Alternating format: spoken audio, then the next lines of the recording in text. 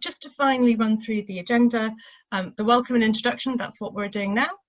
Welcome, and hopefully I've introduced you to the themes that we're going to be covering today. This is an opportunity for us to think about how to improve that relationship working between the voluntary and community and social enterprise sector and primary care. And we want to really think about practical ways in which we can make this happen. I'm going to be talking on behalf of National Voices, along with colleagues, Dr. Jonny Marshall and Dr. Sheryl Pope from NAPC.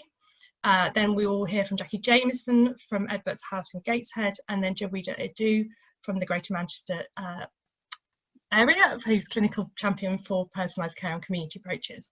We're going to have an opportunity for questions to the panel and some discussions before some closing reflections and letting you all go back to your important work at 2:30. So hopefully that will be how things play through.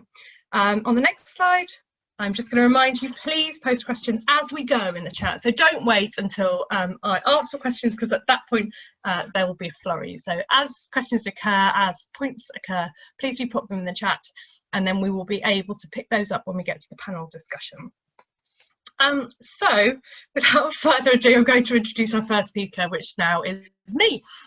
So my name is Jopling and I'm a National Voices Associate. That means I work as an independent consultant most of the time, and I've worked with National Voices on a number of projects, but in particular the project I'm going to talk to you about today, which is the work that we've been doing on social prescribing. So if we click onto the next slide, just to flag that what National Voices has been doing is thinking about the voluntary and community and social enterprise sector's experience of the rollout of social prescribing. And I, alongside two colleagues, Amy Cole and Dan Jones, have worked on a piece of fairly extensive research thinking about the voluntary and community sector's experience of the recent rollout of social prescribing through primary care networks.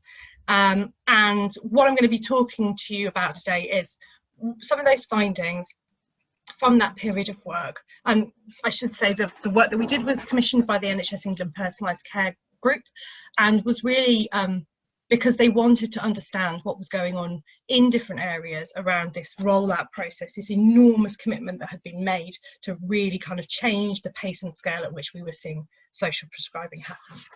So on the next slide, I just want to kind of start with talking about why National Voices is interested in social prescribing.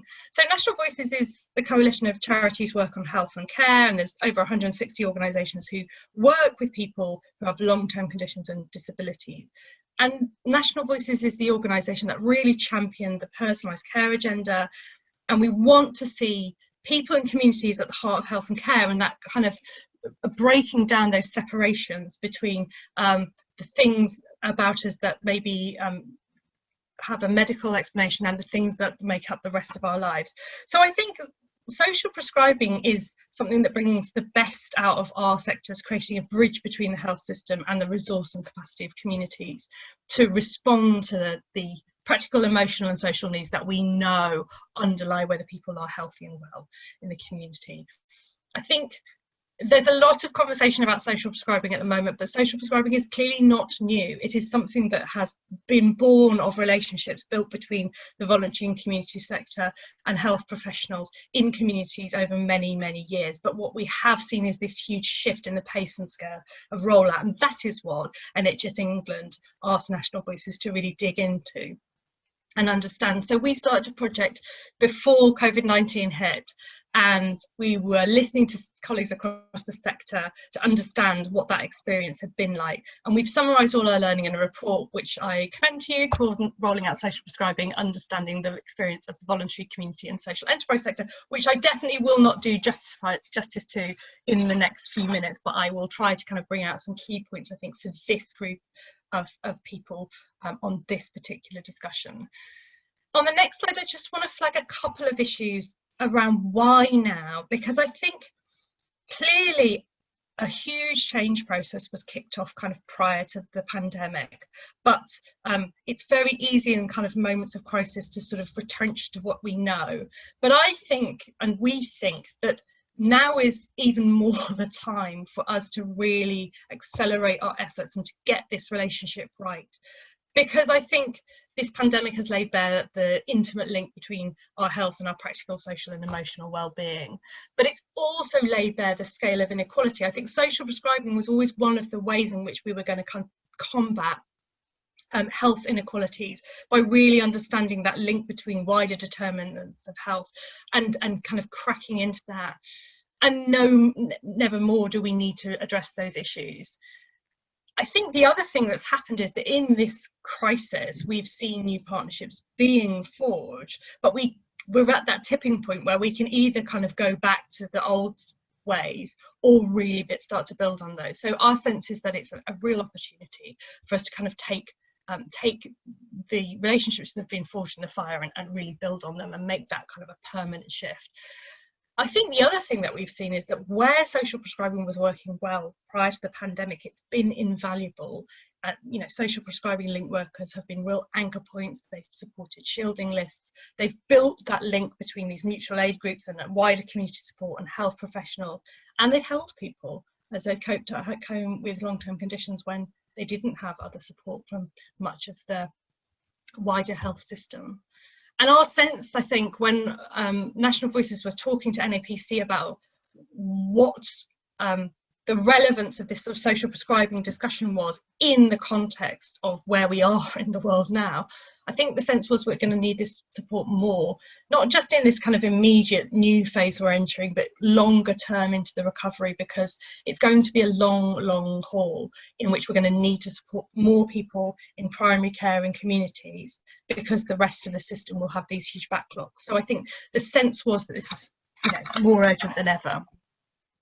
So on the next slide, I just set out the 5 areas in which we've kind of put together our findings, and I'm just going to touch on the couple that I won't focus on quite so much. The first is inequality. I think, as I said, social prescribing is a real potential weapon against inequality, but it's also got some risks around it, because if we don't recognise that social prescribing in Middlesbrough will look different to social prescribing in Leafy Surrey, then we're going to get this wrong. We need to be utterly deliberate in the way in which we build social prescribing in a way to be responsive to inequalities and recognise the demographics which we're working with in each individual community. And so we've said at the national level, we need to make sure the priority for kind of national funding that's made available is in tackling that inequality. But also I think we need at the local level this understanding that caseloads will be different. The way in which social prescribing link workers will need to work is different depending on the caseloads. And we need to be kind of flexible and responsive around that if we're going to make this an effective tool against inequality. The other issue, I think, is funding. And I think you will have heard voices within the voluntary community sector talking about the problem with the current models whereby we're funding the rollout of link workers but not the capacity of the sector to respond, and the lovely analogy that we're funding the travel agents but not the holidays. And I think it's really important that we recognise this need for funding. But I think my sort of message to primary care professionals is we need to be clear, the voluntary community sector is not saying it is the job of primary care professionals to fund all of the capacity of the sector. But I think what we are saying is we need a strategic response to this. We need to understand at a strategic level, how are we going to address the need for capacity in a sector which is now really critical to meeting people's practical, social and emotional needs in a way that delivers a serious number of health outcomes. So we need to kind of value that delivery of outcomes in the same way that we do across the system. And I think what I really hope is that we can kind of ally together to make sure that those issues are addressed at a community level. But when I was thinking about what I really wanted to kind of focus on, there's 2 areas in the report that I'm going to particularly flag, and one is the social prescribing link worker role. So on the next slide, I think what we found is that it is absolutely the case that getting the link worker role right is hard, because what we're doing is we're putting a non-clinical role in a clinical setting, and you know, it's a square peg in a round hole, and I think that that can be difficult. And we heard about real issues, confusions, complexities across you know, for everything from link workers being asked to do really clinical work, from tensions because of the sort of need for link workers to work flexibly and the challenges that was creating for systems that quite often work on a sort of a more regimented basis. Our sense was that it works best when link workers are embedded in their local voluntary community sector. And we've suggested that that should be the default. Now, that doesn't mean it can't work any other way, but I think that is a really, that is where we saw things most effectively working in the communities that we were talking to. I think in order to enable that, we are going to need more flexibility around the funding so that we can be flexible about how we cover management, training and equipment and travel, and so that we're properly supporting link workers. And I think we have, pushed that message back to NHS England. But I think the other thing that we need flexibility around is realism about the role. And again, I think we've called for clarity around the caseloads that are realistic, and a recognition that the profile of the community will influence what the caseload needs to be. I think the other thing that we have talked about in relation to the link worker role is, if you read the guidance, and we know that not everyone has, and that sometimes shows, but the guidance really throws the kitchen sink at the link worker role, but in reality we know that link workers can't always manage that. And the bit that seems to fall away in many cases, the need to have a community building role alongside the individual link working. And so what we've said in our report is that we really need to kind of reinvigorate that community builder role. As we have more link workers, we need to potentially think about defining the community builder role separately, and that really does need to be embedded in the voluntary and community sector. So I think there's some things that we need to get right around the link worker role, some of which will need the support of NHS England in terms of the way the guidance is written, but others are things I think just to be thinking about and mindful of as we really accelerate social prescribing. And then the other issue I think that's really critical to touch upon, and I think is basically where this joint webinar kind of came from, and that's on the next slide, is the coordination, collaboration and partnership. Because the really overarching theme in all of our discussions with colleagues across the sector was that link workers worked well and social prescribing was effective where it built on established relationships between different parts of the health system. And I know that this is the biggest challenge that we as a voluntary community sector are not always easy to engage with, and we face time pressures, and primary care colleagues face time pressures, and sometimes this can be the bit that gets lost in the middle. But I think we needed to acknowledge and recognise that this actually isn't the thing that we can shortcut. And so much relationship building has happened, I think, in the last few months, but we need to be clear that we're going to need to sustain that in the months ahead. We're going to need to invest in it, sustain it. And I suppose when I was thinking about kind of practical responses, one of the things that really came through strongly in our discussions was that many of the footprints that the NHS is creating increasingly do not match the footprints of the voluntary and community sector, and this is a genuine challenge for everyone. Footprints do not match, and so it's hard for us to understand how to talk to one another. But my sense is that when we saw really effective relationships being built, there was a tapping in by primary care networks to those existing relationships that had been built, for example, with CCGs or with local authorities. The forums are different in different communities, but there's usually some connection there. So I think that kind of that ability to kind of roll these processes together and work from the existing mechanisms within the community is really where the success has come from. So those were the things that I think I wanted to flag just in terms of the themes and messages that came out from our report. On the final slide, I've just really posed a question which I would be really interested to get into when we come to discussion, because I think the question for me is, what can the voluntary and community sector do to make it easier for clinical leaders to work effectively with us? How do we improve that interface from our side? Because I think it's very easy to say it's hard, but we can all make small changes and hopefully get this right for the good of the people in the communities that we all work for. So thank you for listening. Hopefully that's a bit of a whistle stop and given some initial thoughts, and I'm now going to invite my next panellist, who is Dr. Jonny Marshall and Dr. Sheryl. I don't know who's going to speak first, but if they could both unmute, and I'm going to hear from them. As I said just before they do, please do share any questions that are coming up in the chat, and we will answer those when we come to Q&A. But one of the questions that I can see is whether the slides will be shared, and yes, we're happy to share the slides with you afterwards. So just to resolve that one now, and then I'll hand over to Jonny and Sheryl. Thank you. Hi, Kate. Thanks very much for that. I'm Dr. Jonny Marshall, President of NAPC and GP by trade, and Sheryl will follow on after me. I guess I'm going to just deal with the high-level stuff from an NAPC perspective, and then Sheryl will talk more about what we've actually been doing about it, what we could also do about it more together. So I guess, Kate, we very much sort of reflect that sense of the importance of working together on this agenda, and actually NAPC brings a perspective to primary care networks that, although may not be unique, it is very clear that it's based on an understanding that the greatest influence on people's health and well-being is not direct healthcare provision, which might account for about 10%. It's the 90% of stuff that is not to do with healthcare provision. And therefore this sense of, I guess we would not see the function of social prescribing being anything but a round peg in a round hole from a primary care perspective, because that function of social prescribing in its broadest sort of sense is something that is very dear to the heart of many of us. We're just aware we haven't been doing it particularly well in a primary care setting because we haven't always had the sort of the skill set to be able to do that. So I think that sense of social prescribing as a function, if we're really serious about improving the health and well-being of the populations that we serve, is absolutely critical.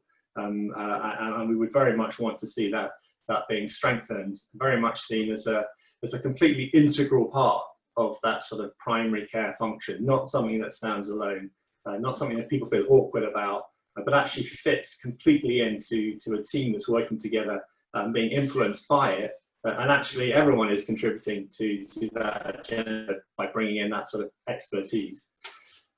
The issue, I guess, around primary care is often sort of defined around general practice or the sort of contractual disciplines that exist. And we very much see primary care as a function, as defined by the World Health Organization, around that sort of first point of contact with the health and care system, providing the whole range of health needs, well-being needs, support, promotion, care monitoring, very personalized approach, rather than it being disease-centered, a comprehensive set of services by multi-professional teams working together and coordinating the integration of care in partnership with other organizations. And for us, it encompasses all of the organizations that work within a community. So that may well be the medical disciplines, it may be nursing, social care, but it's absolutely also the voluntary sector, community, social enterprises, all of those aspects working together. That is how we define that primary healthcare function. And therefore, when we're looking at resources to support that, we absolutely need to make sure we are identifying how we invest in them in their broader sense to get the very best sort of personalized approach in the way, Kate, you're alluding to, really understanding the needs of the population and then building the skills that you need within your team to deliver that, and then having the right sort of roles to enable that to be effective. And we're all too well aware where the wrong sort of skills are missing, you end up providing a medical solution to what actually is something that requires a much greater sense of a health and well-being type approach. So completely endorse that. And I guess within that, ensuring that we have the right sort of relationships, the right sort of culture of working, thinking about what unites us, not so much about geographical boundaries, but the very same populations, the neighborhoods that we all serve. I think that's where that sort of link comes from. And I guess ensuring that we're using the right sort of language, the right way of working.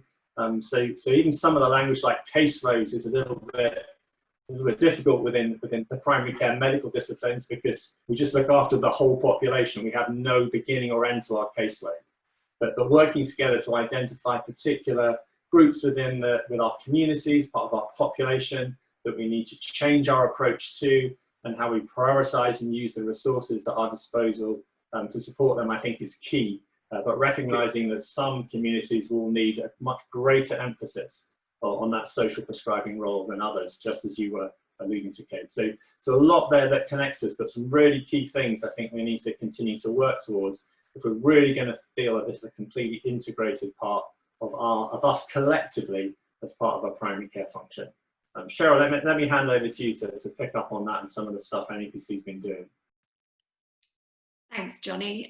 First of all, I'm not Dr. Sheryl Pope. I've just been promoted to being a GP, but I'm not. I work for NAPC. I've been leading one of their programs for some years now. We've had a program that kind of actually preceded the big developments around social prescribing, working at practice level, but often across CCGs before the networks came in, looking at developing signposting, care navigation, and using practice staff, the non-practice staff, to do very straightforward work in the social prescribing arena. So we've been doing that for a little while, and then as social prescribing has been kind of nationally recognised, supported, funded, and so on, we've been developing our approach.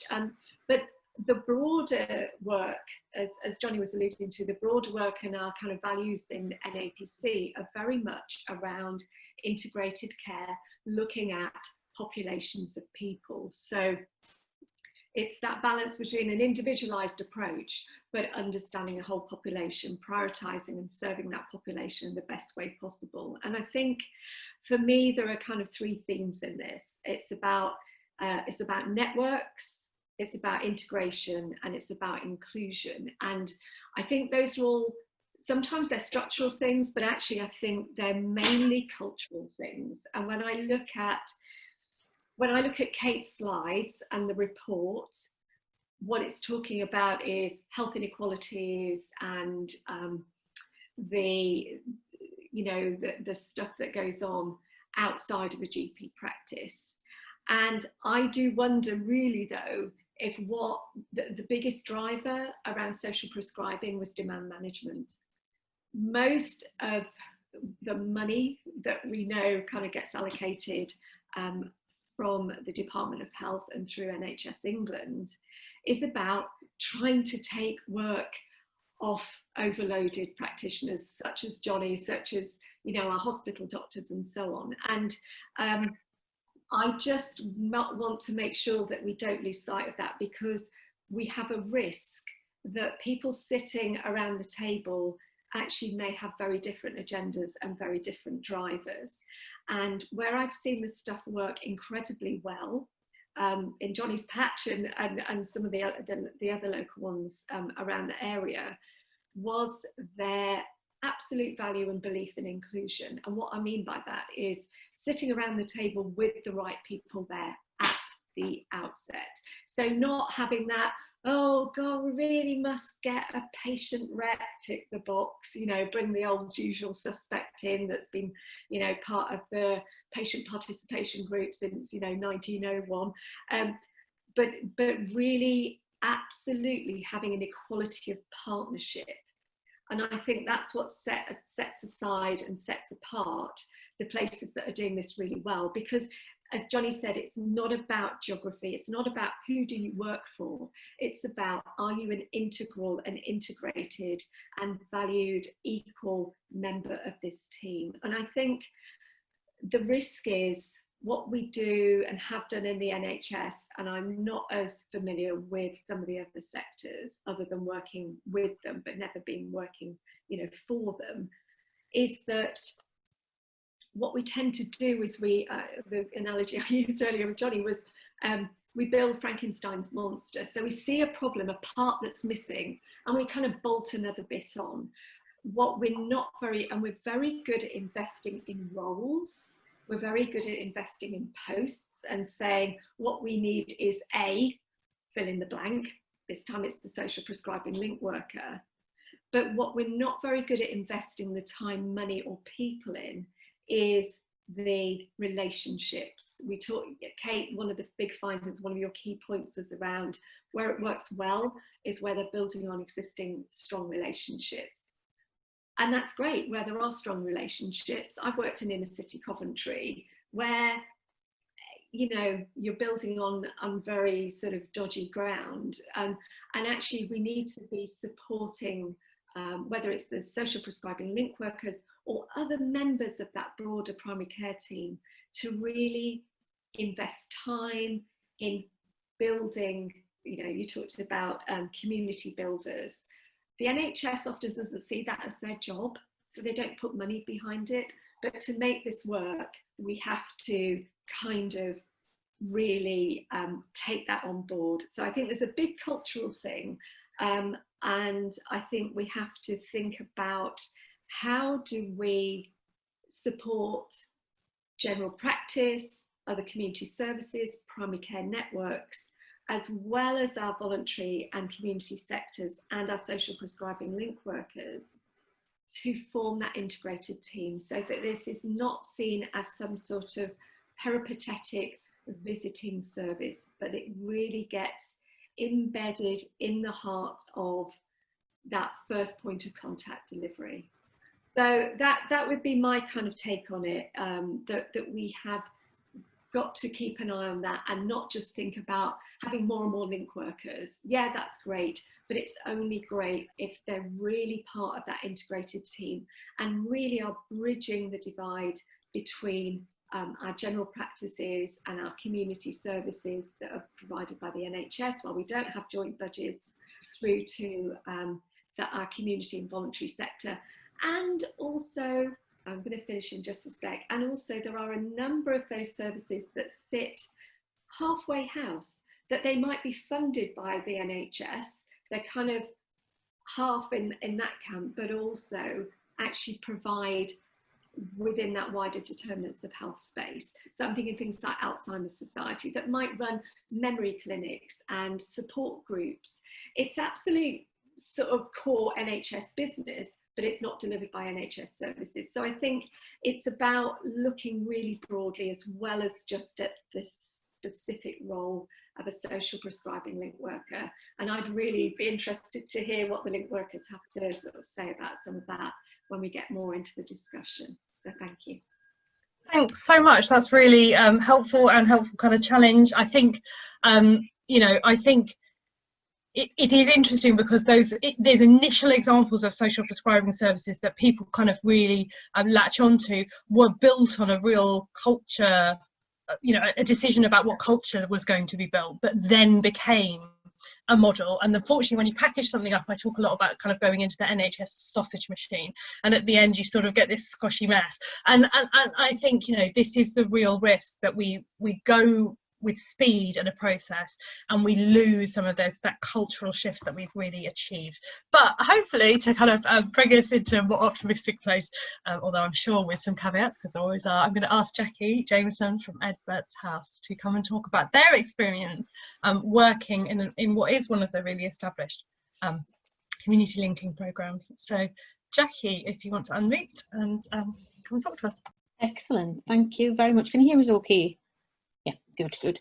Yeah, so my name is Jackie Jamieson and I manage a community linking service in Gateshead, and we have a team of 14 community link workers at the moment. So I think we're really well placed to talk about our own experiences, where we are in the journey that we've been on. Work very closely with our Chief Exec, Sarah Gorman. But alongside that, we also have a role with NHS England, in that we are regional learning coordinators for link workers for the North East and North Cumbria. And there's an equivalent of us in each region within the country to support link workers. We felt we could take this role on because of the operational experience that we have in terms of recruitment, supporting and working with link workers. Next slide, please. So just a little bit about us and who we are. We are a small community charity based in East Gateshead. We have 4 projects, 3 community hubs, a bit like the building you can see in the photograph there, which sits alongside our community linking project. Our primary focus is really to help people.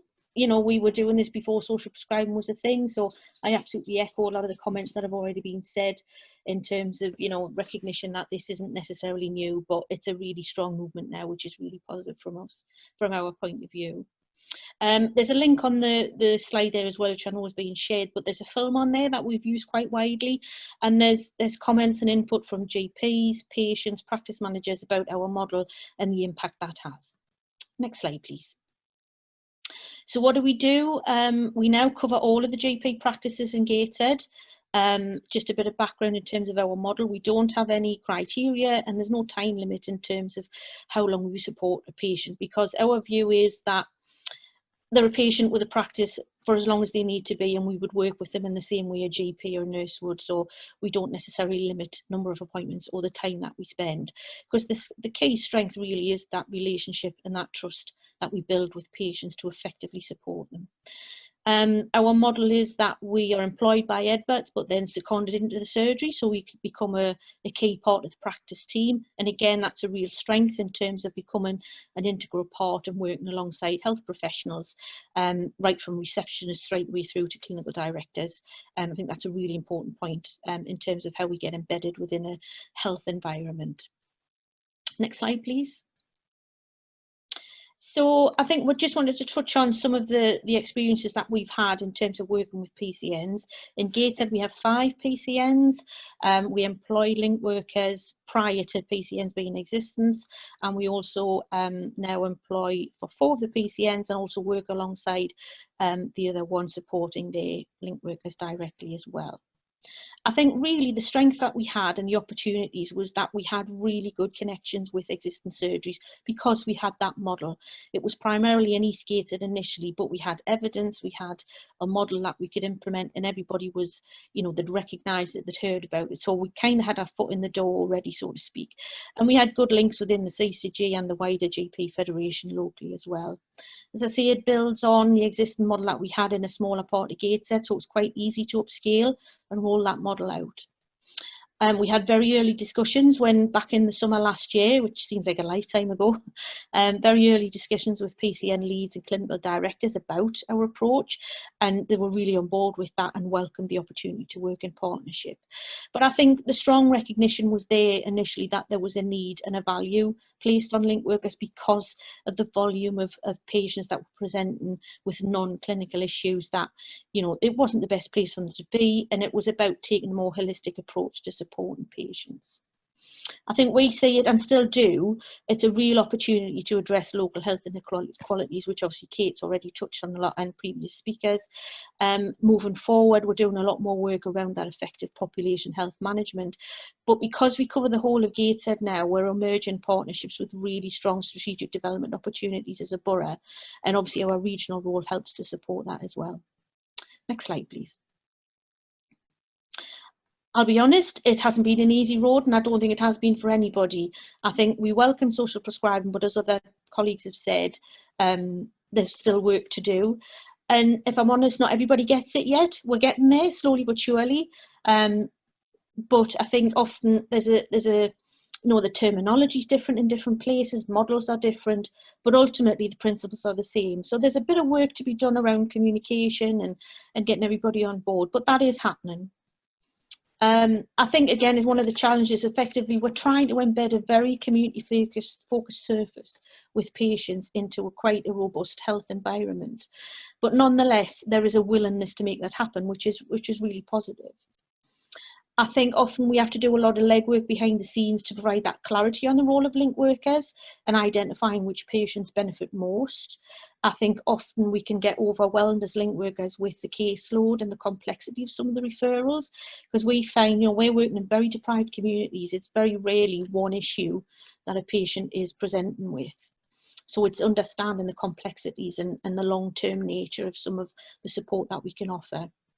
Again, the range and size of different PCNs, I can see in the chat there's comments on there about the different coverage, you know, they're all very different. There's variances across number of surgeries, patient numbers, all those sort of things. And often everybody wants to be able to demonstrate impact effectively, and within that comes resources and capacity to be able to do that. So again, I just reflect on the comments Kate's already mentioned and the findings in the report. Is it's great that there's investment in the role of link workers, but there is a bigger picture, and I think often that's been overlooked slightly. Next slide, please. Overwhelmingly, I think COVID has been a challenge, without a doubt. But nonetheless, we are taking some positives from that, and we've done some fantastic work in Gateshead. I couldn't be prouder of the team of link workers that we have. But because of those connections, those relationships that we have, we've been able to facilitate a really coordinated approach as lockdown hit with key partners, including the local authority, our Local Age UK, you know, the mutual aid groups. It was a real genuine coming together of knowledge and expertise to effectively address some of the challenges ahead. As a team, we supported the welfare calls. We also had some council staff deployed to support us with that process. Due to the links that we had through the hubs that I mentioned earlier, we have really strong connections with public health already in terms of rolling out messages to the local community and making information accessible to them. Again, we were able to build on key links within PCN, so we were able to get remote access for all the link workers with equipment and access to emails, so we could continue working from home. And I think overwhelmingly, it really increased awareness of the role of link workers and the positive impact that we can have on patients alongside the medical interventions. And that's what we're seeing. We're not there to take those away. We are there to add value to that and support patients more effectively. I think the flexibility and responsiveness that link workers have responded to COVID and their resilience has been absolutely astounding. And I say that across the region for all those link workers that we work and support with. And again, the strengths around that are that the link workers have been able to maintain really strong community intelligence about how communities have responded. So organisations have adapted, changed their provision as a team. You know, we share it on WhatsApp. So we've used different ways and techniques to maintain that. But ultimately, a much wider recognition of the scope and potential of social prescribing.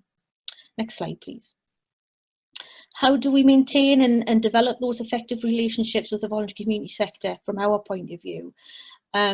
I think it's back again to what other colleagues have said. It is key around the relationships that were already in existence and that those that we're building upon.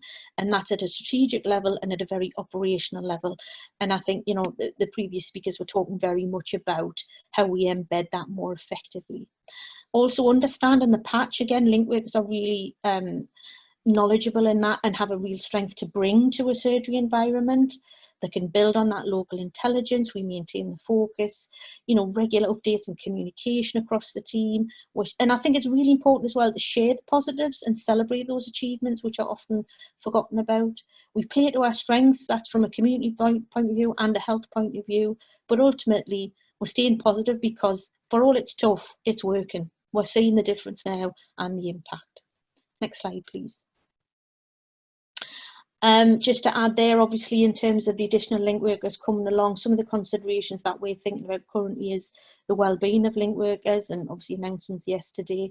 Some of the increased non-clinical challenges as a fallout of COVID, huge impact on mental health. And this is what we hear on the ground from link workers and feeding back into the surgeries and the PCNs so that they're on board and aware of some of those challenges.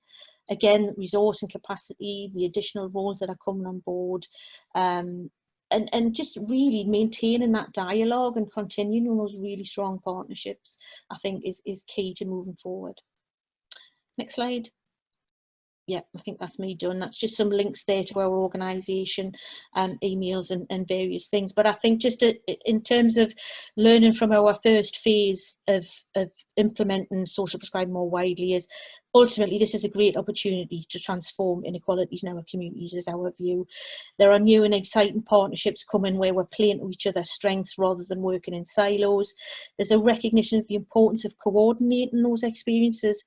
And I think actually COVID's brought down a lot of artificial barriers that were there, whether they were physical or not, or they were perceived or not. You know, I think things like, you know, sharing patient data and all those challenges, I think there's some really positive learning to come out with this. Thank you.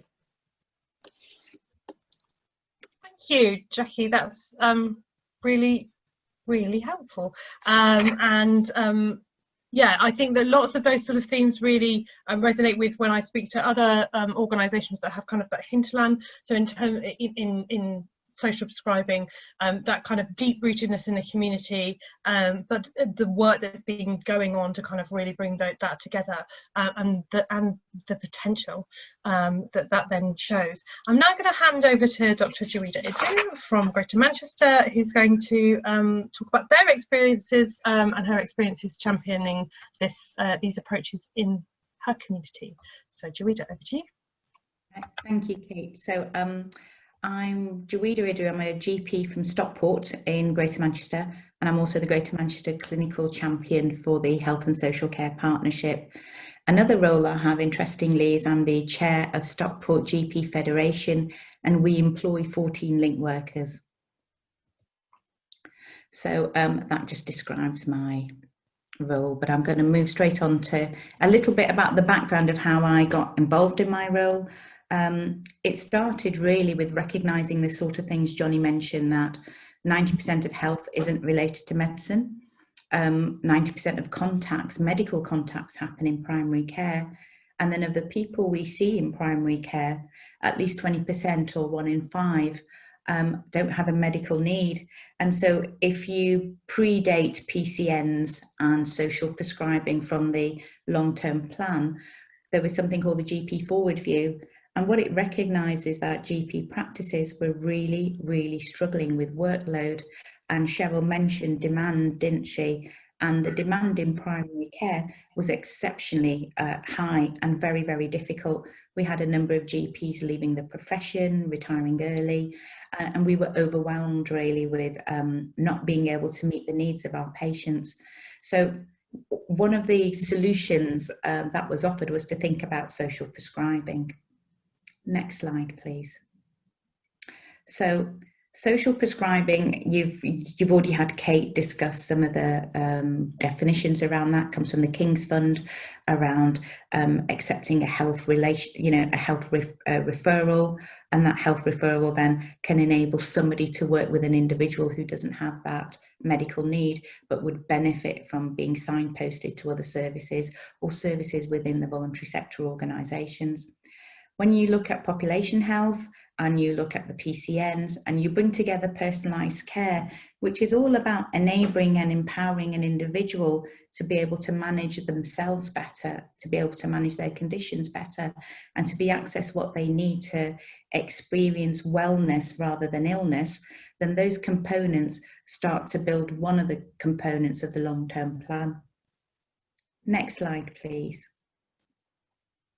So something that I came across, this is quite a few years ago, was a research paper by Polly et al. And I think this is why NHS England has got very excited or keen to promote social prescribing, is because studies like this actually demonstrated a reduction in pressure in those health services, in A&E attendances. And that would mean then it would allow those services, those GPs, to focus on the patients that really needed that medical input. So my journey as a GP in the ALVANLEY practice started there long before I was a champion and long before we had the PCNS. And I think what I can say is that we started to focus on our top attenders of patients who were coming frequently. And we started to work with an organisation called Altogether Better, which was focused on volunteers who are based in GP practices. So we managed to recruit 18 enthusiastic patients from the practice who wanted to contribute from a strength-based approach, things that they could do to help the practice and help the community.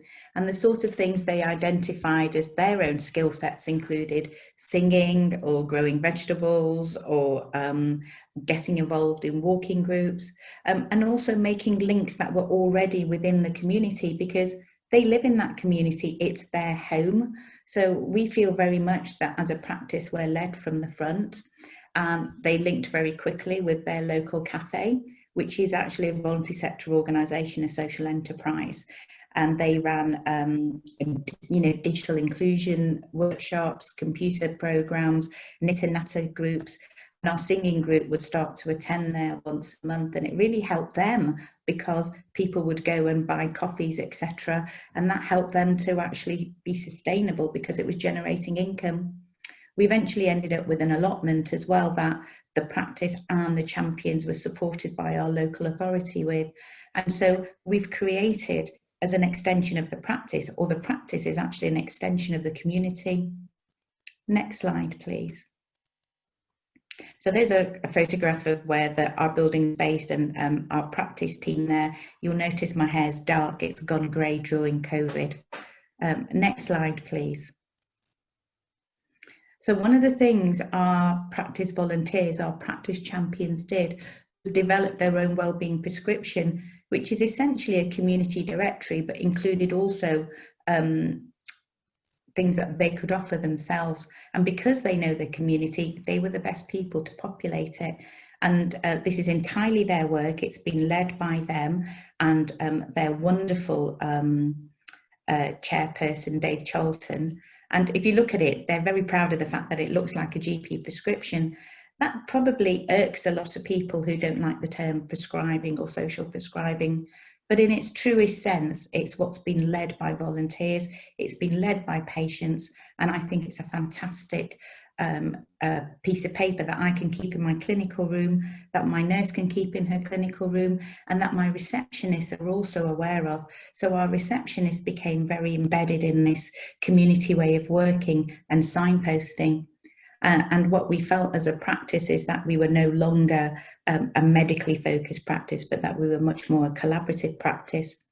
And one of the key people that really made that happen, and I think in all GP practices, there has to be somebody within the organisation who's a catalyst and who's passionate. But for my organisation, it was my practice manager, Kay, and Kay Keane, also on the board of the National Association of Primary Care, interestingly enough. And she's been a key driver at making this happen. So the next stage was to look at the sort of data we got. And again, this predates us having any involvement with link workers. But what we could see was that there was a significant drop in attendances of patients who were frequently coming to the practice because they didn't have a health need, but they were anxious or worried. They had issues with debt or housing, relationship problems, or maybe needed support with alcohol or drug misuse. And because we could signpost them to places where they could be less isolated, get involved more, we definitely saw that reduction. We saw a big take-up of these sort of activity from patients, and we also found that within the practice that the morale for our staff and the way we thought about things changed a lot.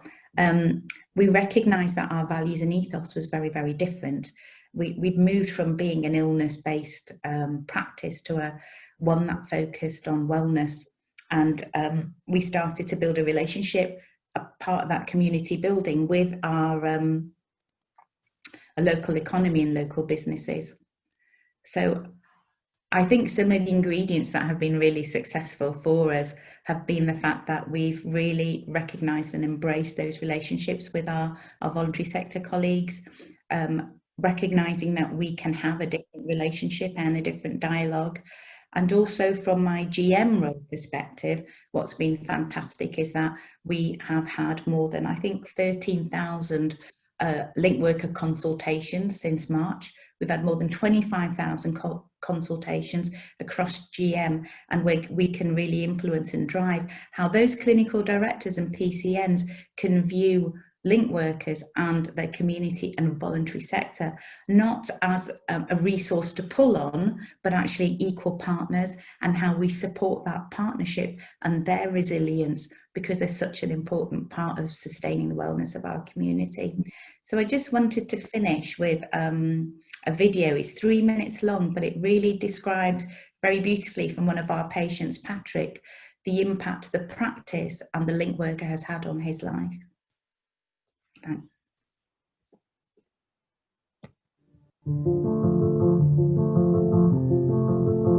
My name's Patrick Connell. I'm 74 years of age. Used to be a sales engineer. Did that for about 50 years. Loved it. Really enjoyed it. It was a career, not a job. Basically, it all went a bit pear-shaped a couple of years ago. It just totally affected my health. I was sort of physically ill, you know, and then it sort of affected my mind. I was in a total mess. I just couldn't carry on. Apart from injury and illness, I've only ever had 2 days off in my life. I think I had a breakdown, to be honest. I really do. Like I just always thought, when my time was up, I'd be leaving it from work. You know, sounds daft to a lot of people, but my wife rang the desk, and they sort of got me down within about an hour. I needed time to just go over things. Rod will tell you, even in the early stages, I was talking about doing stuff related to my work, because I thought what I might like to do would be still sort of give the benefit of my experience, maybe teaching people at night school, something like that. But that was where I was with a thought saying that there's another thing now. You know, you've had a career if you don't do any more, and in one sense I didn't want to hear it, but in another it was kind of saying, you know, one door closes, and it was the best thing that ever happened. So I'm doing this Men Matters course, which is absolutely brilliant, absolutely brilliant. The lady who is involved with that invited me to the cookery course. I went last week, and literally the first time in my life I cooked a meal. My wife said it wasn't too bad, so and then I was introduced to a lady there last Friday, and she runs a craft course. Well, I've embraced a few things, like with the bowling particularly was the first one, so I'm a member there now.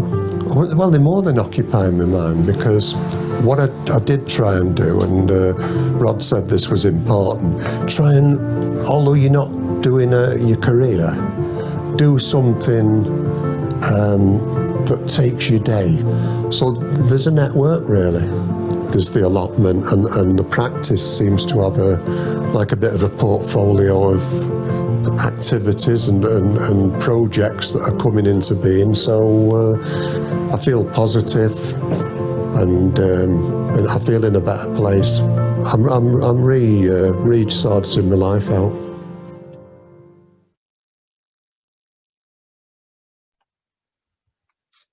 Fantastic. Thank you so much, and thank you to Jaweeda.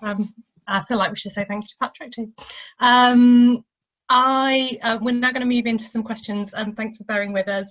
And we are a few minutes behind schedule, but hopefully we'll still have some time for good questions.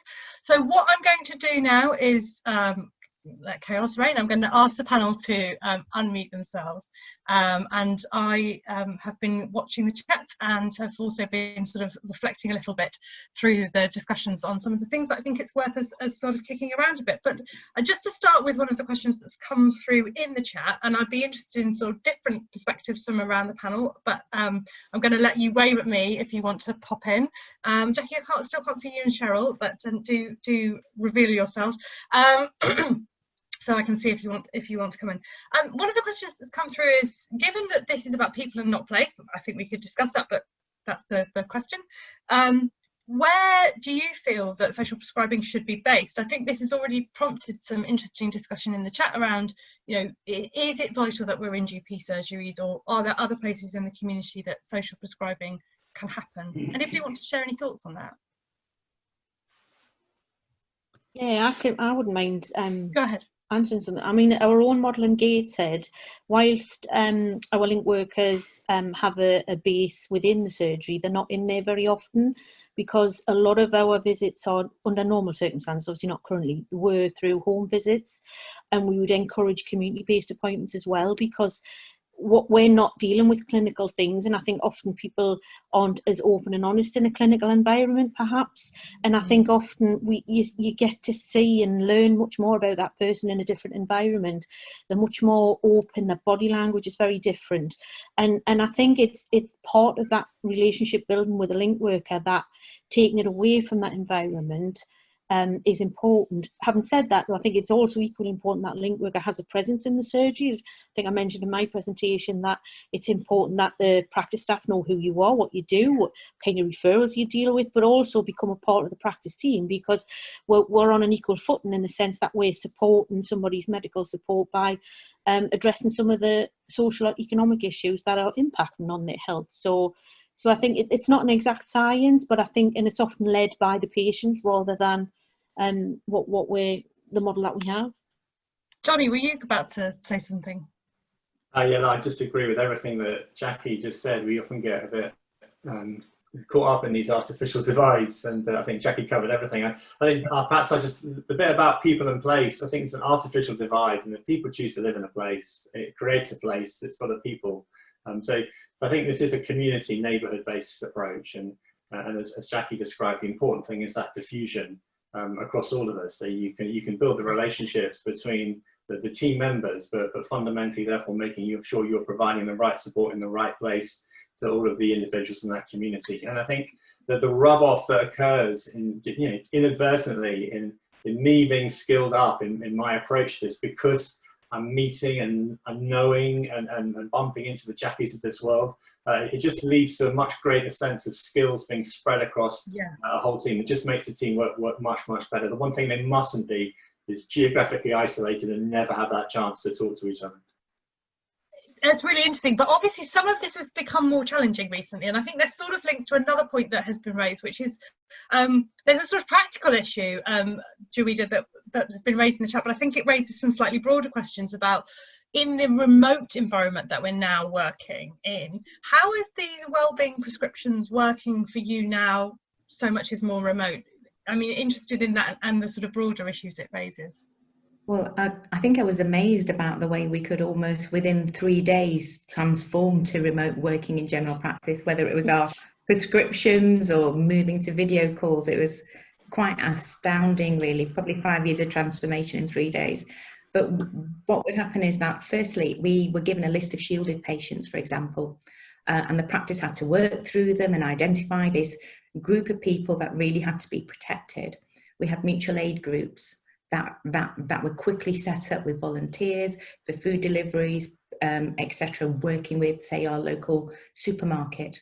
And so our link worker and receptionist together, once we'd clinically done our GP bit, was, to identify the at-risk patients, they worked together to telephone contact patients, or if patients contacted them, they were then put in contact with our link worker, Rod, who basically had another alternative format of the wellbeing prescription. So our Men Matters group is actually going to be on Zoom.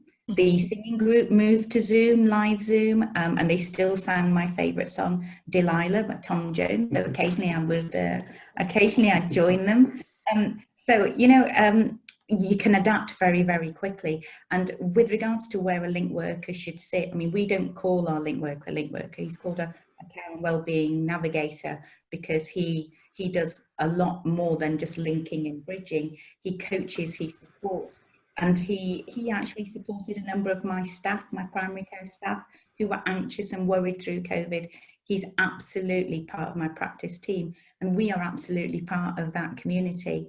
And I don't think it matters where he sits. We treat him as if he's part of us, but he's dragged us into the community as well. So I don't think it matters where you sit. It's all about your values, what matters to you, and how you support each other.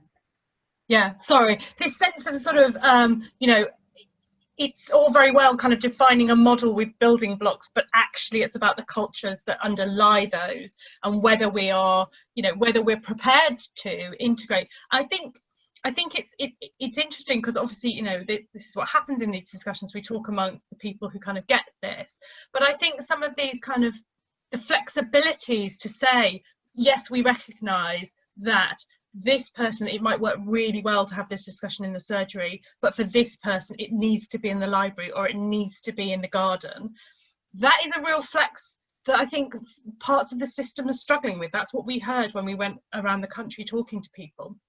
So there were these really positive experiences, but there were also these real kind of head-butting moments where people just weren't communicating. And I think there's two things you can say. One is that this stuff takes time and we can't rush it. But I do wonder if there are things that we can do better to shortcut some of that discussion. I don't know if other panellists have any reflections on that. Sheryl. I was going to say, I think we just need to clone Jaweeda.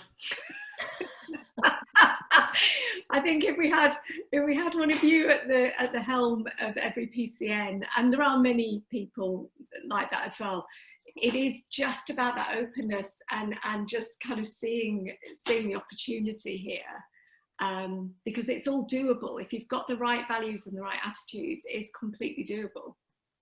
And it makes complete sense, because actually, why wouldn't I do something that benefits my patients and reduces my workload I mean, it's a bit of a no-brainer, really, but I am very lucky because I'm only as good as the people I work with, and I do have an incredible practice manager, and I have incredible reception team, and I have incredible patients and volunteers. So I can never say it's just me. It's just that we all get quite excitable together. I just want to read out a comment in the chat because I think it will spark some further comments.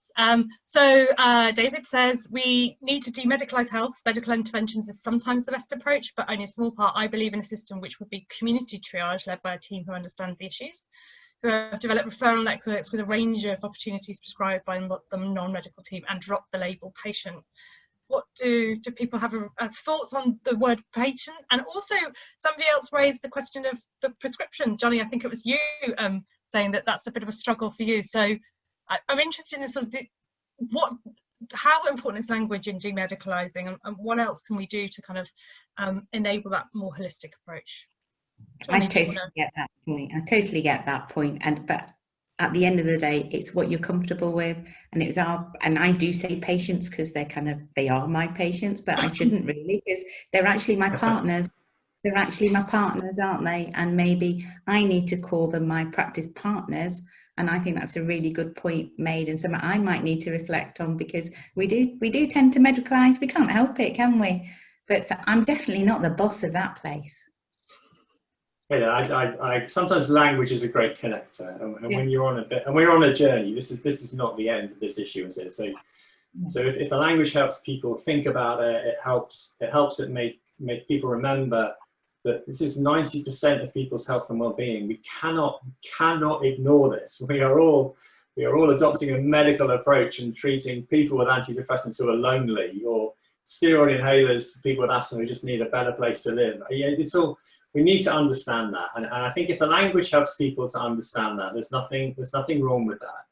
The important thing is it comes back to that sense of personalisation, the empowerment of people, and David's sort of point. We need to be reaching out proactively, not expecting people to reach in, to understand how we support empowering people. Yeah, we are working in partnership with them, but they are people in every other sense, and sometimes they like being a patient when they need that, and that's for them to choose. The important thing is it's not disempowering them, and there's absolutely nothing that Jaweeda has said that makes me think she's anything but completely nailed onto that. So I feel very comfortable with her using the language, because she's demonstrating the actions. And coming back to the point a minute ago, we may well need to engage with some bits of our medical community using that sort of language just so they get it. But it's part of a bigger movement to the empowerment of communities and our responsiveness to that, and being more proactive rather than offering the reactive medical solutions that we do at the moment. And I think there's been one of the key themes that came through in conversations around the country was this sort of, how do we achieve equity? And actually for some people, this idea of calling these things prescriptions is really important and giving them equal weight. So it's a very kind of vexed discussion that we won't win. But I think what's actually right is that we enable communities to call it the thing that works for them, which is, you know, why you get community linker projects in one area, and, you know, they're called coordinators in another and link workers in another. And I think, you know, what we need to avoid is that sort of one size fits all approach, and particularly in the context of inequality. Can I just add something to that, Kate? I think you're absolutely right. I think often the language evolves locally anyway in terms of different schemes. And just to highlight something in our own model, where we have the most established service in East Gateshead, we have the highest proportion of self-referrals. So patients are bypassing the GP or the nurse or whatever and going directly to the link worker because they know they can support them with the debt, the housing, or whatever it might be. So I think that's an important point, but obviously as moving forward, there's an expectation that referrals will come from other sources to link workers as well, like police, housing, who don't use health terminology either. So I think it will develop further. Yeah, great. Okay, well, we are coming towards the end of the time, and I do want to sort of just allow the panel to offer a few kind of free-flowing reflections, either the things that you've seen coming up in the chat as the conversations run on, or just other things that have occurred that you want to leave us with. And I think probably the fair way to do this is to go in reverse order of who spoke. So, Jaweeda, that would mean I'm coming to you for a final reflection. Yeah, just a couple of minutes would be great. Well, just a huge thank you for letting me be involved in this and have the opportunity to share some of the work I'm doing. It's been wonderful listening to the other panelists. Just great take-home points for me, and also to the participants and their comments in the chat box, because I'm going to go away and think again about what I say and where I say it. So you've helped me to change what I might do next. So and the other aspect I think that I'm going to take away from a Greater Manchester perspective is we've done a survey of our link workers, and there is significant variation in the level of peer support, of supervision, of how they are integrated with their PCNs and how they're integrated with their community. So I've got a huge piece of work to do, but I'm building my clinical network of champions across Greater Manchester in order to get them as excitable as I am, and hope that makes a difference. Thank you. Fantastic, thank you so much. Jackie, some thoughts from you? Equally, yes, thank you for the opportunity for sharing our model. Happy to share any other information that anybody may be interested in. Great to hear other examples, and again, I admire Jaweeda's passion for it as well. And I think that's what's going to make this work, is the commitment and dedication that we all have, and the value that we see in pulling together communities and focusing on those inequalities, not just on health, but the wider picture. I think, as I said before, I see this as a fantastic opportunity. A lot of hard work to do, a lot of work around relationships, but nonetheless we are absolutely heading in the right direction, and long may it continue. Wonderful. My panel have been incredibly disciplined in time. Cheryl, would you like to offer some thoughts? I'm going to talk for 20 minutes now. It was just, yeah, I think for me it's been really inspiring. It is so great to hear people talk with such passion, but backed up with the evidence of what's really happening. I think it is really great to change our mindset that the whole COVID batten down the hatches has been incredibly hard, but actually has been an incredible catalyst as well. I think, Jaweeda, it's you that said it's kind of like 5 years of transformation in 3 days, and kind of building on that is really exciting, because it has just made a step change in the way that we do things, and has, I think, opened up the value of social prescribing in a way that probably would have taken another couple of years. So I think that's fantastic. And I think just, that we all agree we are on the right path, but it is a journey, and it is going to take many iterations and, lots of mistakes. And learning in groups like this is just always so valuable. So thank you again for the opportunity. Okay, and I'm actually going to just mess with my order, so I will offer my closing reflection so that I can then go back into facilitator mode. But for me, I think it has been really interesting. It always intrigues me what the common threads are rung across what people say are, and then where the points of difference are, because the models are very varied, and how this works in different communities for me is very varied, and we need to really hold that variation in the face of a process which is rolling at pace. But I think the really big reflection for me is the potential of social prescribing to be a real tool against the inequality which has been so starkly laid out for us, and I think that is really where we need to focus. We can kind of get bogged down in really complex language around what measures we're using, and managing population health and data, but I think at the end of the day we can see the inequalities that need to be addressed through social prescribing. And I think in stories like Patrick's you see the reality of how that works. So I think for me the challenge is to kind of keep bottling that real lived experience, not just the lived experience of people affected by social prescribing, but the experience of what change it makes when you do this right in a community, and rolling that forward. And now I'm going to let Jonny have the last word. Hey, thanks for that. I think in a global reality where 90% of people's sense of health and well-being doesn't come from healthcare, then if you don't have this, you're never going to address that health inequalities you're describing. Okay, this is absolutely pivotally critically important. and how we make sure that it's connected across a multidisciplinary team that doesn't just include social prescribers in general practice, but the breadth of the voluntary sector, our other sort of colleagues working in pharmacy, and Ash will probably shoot me if I just don't remind everyone they see even more patients than in general practice. I think it's really important it's a team-based approach. And I think therefore not only do we need to focus on how we improve that locally, and fantastic examples from Jackie and Jaweeda of how you do that really well and address some of the concerns raised in document, really fantastic examples, but how we then work together to make sure that that allocation of resources across the whole of the healthcare sector actually recognises the critical importance of this and how it affects demand elsewhere by delivering the right solution so people don't end up and then consume demands but having the wrong solution. I think that's going to be a really important part of really embedding resources that make this a sustainable and hopefully a very happy future.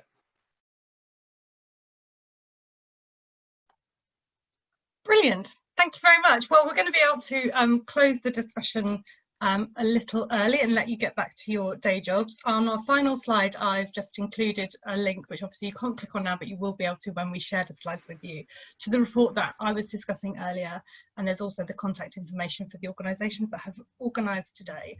But I think it probably just remains to say thanks so much to the people who joined our panel and to all of you for engaging in the chat. There has been some really rich discussion between people on the call, and we hope that when we share this more widely, that will be of use to a broader set of individuals. So thank you again to Jaweeda, to Jackie, to Jonny and Sheryl for all those contributions, and we really look forward to continuing this conversation as we roll forward together. Thank you very much.